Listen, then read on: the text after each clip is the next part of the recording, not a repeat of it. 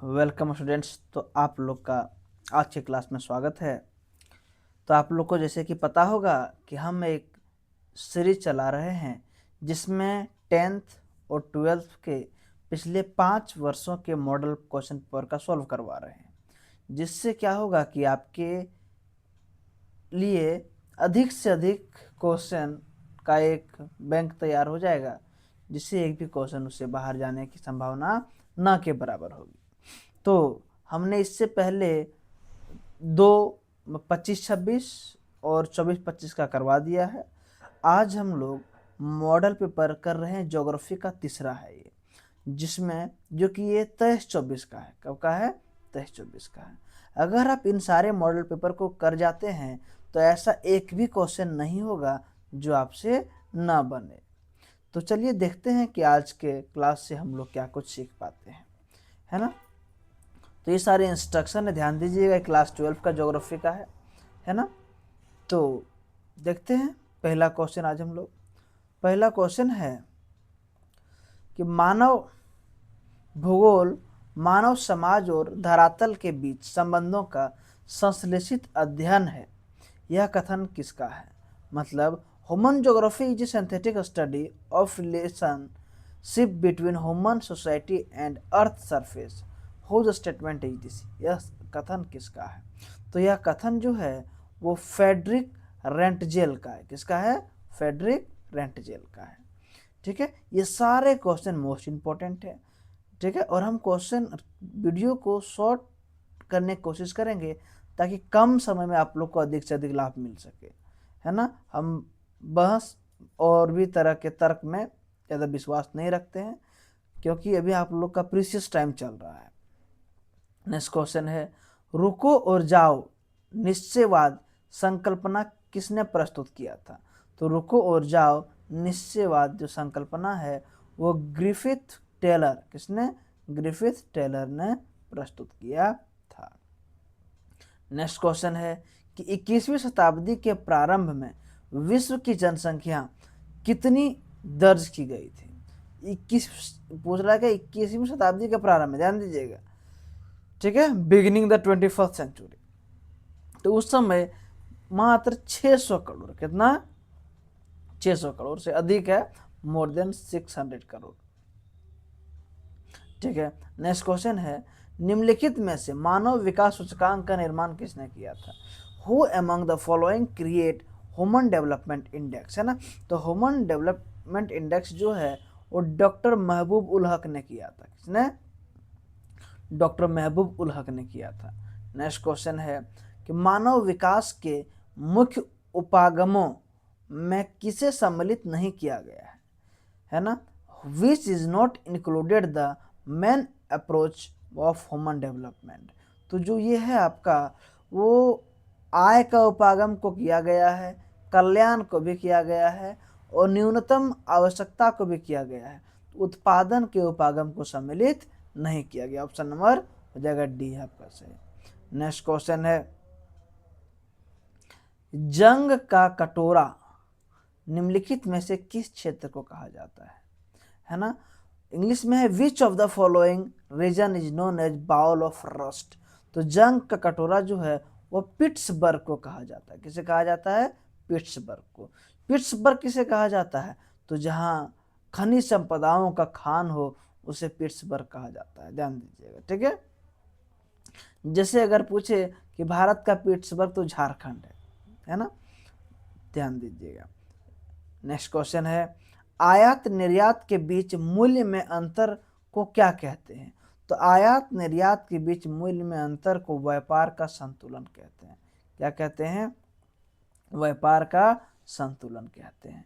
Next question है कि हिमच्छादित क्षेत्रों में स्लेज गाड़ी को खींचने के लिए किन पशुओं की मदद ली जाती है? तो हिमच्छादित क्षेत्रों में जो है ना, कुत्ते को, जो रेंडियर, वहाँ जो कुत्ते होते हैं झबरेदार, उसे रेंडियर बोलते हैं, वो खींचते हैं। मूवी में देखे होंगे, किसी किसी में दिखाता है सब सीन को। नेक्स्ट क्वेश्चन है कि इनमें से कौन सा देश सार्क देशों में शामिल नहीं है? कौन सार्क देश में नहीं है? भारत है, मालदीव भी है, पाकिस्तान भी है, अफगानिस्तान उसमें शामिल नहीं है।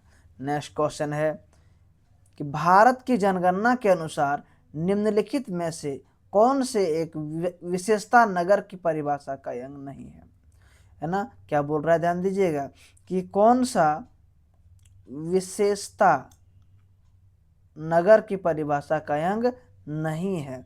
तो ये हो जाएगा आपका होता है 75% से अधिक जनसंख्या प्राथमिक खंड में संलग्न इसका क्षेत्र में नहीं आता है। नेक्स्ट क्वेश्चन है जमशेदपुर किस प्रकार का नगर है। तो जमशेदपुर आप सब जानते होंगे कि औद्योगिक नगर है। कौन कैसा नगर है, औद्योगिक नगर है, इंडस्ट्रियल सिटी है, जिसका स्थापना जमशेद जी टाटा ने किया था। नेक्स्ट क्वेश्चन है टुंड्रा क्षेत्र में एस्किमो द्वारा बर्फ के टुकड़ों से बनाए गए घर को क्या कहते हैं। तो उस क्षेत्र में जो बर्फ के घर बनते हैं उसे इग्लू कहते हैं। ध्यान आप लोग देखे होंगे इस प्रकार गोल होता है और एक दरवाजा होता है ना। आप लोग अक्सर ये मूवी वगैरह में या क्लास जूनियर के जीके बुक में भी होता है इस तरह का बर्फ का बना घर। नेक्स्ट क्वेश्चन है निम्नलिखित बस्तियों में प्रतिरूप में से कौन सा सड़क के किनारे विकसित होता है। क्या बोल रहा है, ध्यान दीजिएगा, निम्नलिखित बस्तियों में से के प्रतिरूप में कौन सड़क किनारे विकसित होता है। तो सड़क किनारे विकसित का पूछ रहा है तो वो होता है रेखिक प्रतिरूप। कौन होता है, लीनियर मॉडल। जो सड़क किनारे सड़क है इसके किनारे जो होते हैं बसते हैं तो लीनियर मॉडल कहते हैं। नेक्स्ट क्वेश्चन है निम्नलिखित में से कौन सा सिंचित क्षेत्र में भूमि निम्नकरण का मुख्य प्रकार है ना। सिंचित क्षेत्र में बोला है तो सिंचित क्षेत्र में क्या होता है, भूमि का सिल्ट का जमाव होता है। नेक्स्ट क्वेश्चन है सामूहिक कृषि को सोवियत संघ में किस नाम से जाना जाता है। तो सामूहिक कृषि को जो है सोवियत संघ में हम लोग उसको कोलखोज कहते हैं। क्या कहते हैं, कोलखोज कहा जाता है सामूहिक कृषि को सोवियत संघ में। नेक्स्ट क्वेश्चन है जल संसाधनों का संरक्षण क्यों जरूरी है। तो कि क्यों जरूरी है, तो नॉर्मल सी बात है कि जल की कमी के लिए है, क्या बढ़ती मांग और तेजी से फैलते प्रदूषण की दृष्टि के लिए है, कि स्थानिक और ऋतुवत असमानता के लिए, कि उपरोक्त में से सभी है। तो एक आप खुद बताइए कि क्या जल की कमी के लिए संरक्षण करना पड़ेगा ना, वरना क्या हो जाएगा, जल एक जगह से हट के दूसरी जगह चला जाएगा, इससे कमी हो जाएगी। मांग भी तो बढ़ रहा है और ऋतु के लिए भी जरूरत है, उपरोक्त सभी हो जाएगा आंसर इसका। नेक्स्ट क्वेश्चन है स्वर्ण कॉलर कहे जाने वाले व्यवसाय किस सेक्टर में उप विभाग होते हैं। तो स्वर्ण सेक्टर क्या बोला है, स्वर्ण सेक्टर बोला है। तो स्वर्ण सेक्टर क्या होता है समझिएगा, प्रथम सेक्टर जो होता है जिसमें रॉ मटेरियल को तैयार करते कृषि आ जाता है, उसमें कौन आता है, उसमें कृषि आ जाता है। दूसरा है सेकंड सेक्टर जो होता है, द्वितीय सेक्टर जो होता है जिसमें क्या होता है, उद्योग वगैरह आ जाते हैं, फैक्ट्रियाँ वगैरह आ जाते हैं, फैक्ट्रियाँ वगैरह आ जाते हैं। और तृतीय होते हैं जिनमें क्या होता है, व्यापार वगैरह व्यवसाय वगैरह को रखा जाता है, जिसको स्वर्ण सेक्टर कहते हैं। तो ऑप्शन क्या हो जाएगा, तृतीय हो जाएगा। नेक्स्ट क्वेश्चन है उद्योगों की जननी किस खनिज को कहा जाता है। तो उद्योगों की जो जननी होता है वह लोह खनिज को कहा जाता है, लोह एस खनिज को कहा जाता है। नेक्स्ट क्वेश्चन है निम्नलिखित में से किस स्थान पर पहला परमाणु ऊर्जा स्टेशन स्थापित किया गया था। तो जो ये जगह है वो तारापुर है। कहाँ है वो, तारापुर है, ध्यान दीजिएगा कहाँ है वो, तारापुर है। नेक्स्ट क्वेश्चन है कि यहाँ से 20 नंबर बोला जल सांबर विकास और प्रबंधन द्वारा चलाई जाने वाली कार्यक्रम नीरू मीरू का संबंध किस राज्य से है। तो नीरू मीरू का संबंध बोल रहा है वो आंध्र प्रदेश से। कहाँ से है वो, आंध्र प्रदेश से। नेक्स्ट क्वेश्चन है स्वेज नहर किन दो नहरों को आपस में जोड़ता है। तो स्वेज नहर जो है आपका वह भूमध्य सागर को लाल सागर से जोड़ता है। किसको, भूमध्य सागर को लाल सागर से जोड़ता है। नेक्स्ट क्वेश्चन है निम्न में से कौन सा घास स्थल ऑस्ट्रेलिया में स्थित है। तो ऑस्ट्रेलियाई घास के बारे में पूछ रहा है तो वो डाउन्स है। कौन सा है वो, ऑस्ट्रेलिया में डाउन्स है। नेक्स्ट क्वेश्चन है प्रतिकर्ष और अपकर्ष कारक उत्तरदायी है? तो प्रतिकर्ष और अपकर्ष कारक उत्तरदायी है प्रवास के लिए। किसके लिए है वो? प्रवास के लिए। नेक्स्ट क्वेश्चन है 2011 की जनगणना के अनुसार भारत की कुल जनसंख्या कितनी थी?